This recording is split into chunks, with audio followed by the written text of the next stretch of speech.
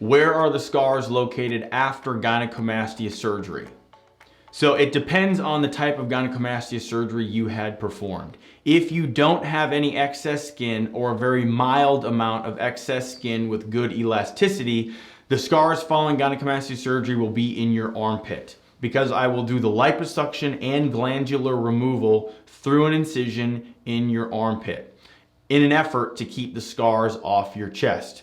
If you have lots of excess skin on your chest, then you need to have a skin removal procedure as part of your gynecomastia surgery, and you will be left with oblique or horizontal scars across each chest where all that skin was removed and sewn back together.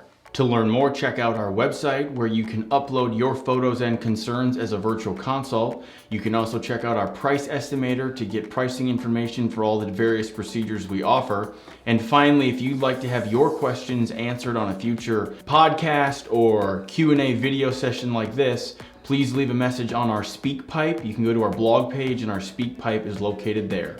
Thanks for listening.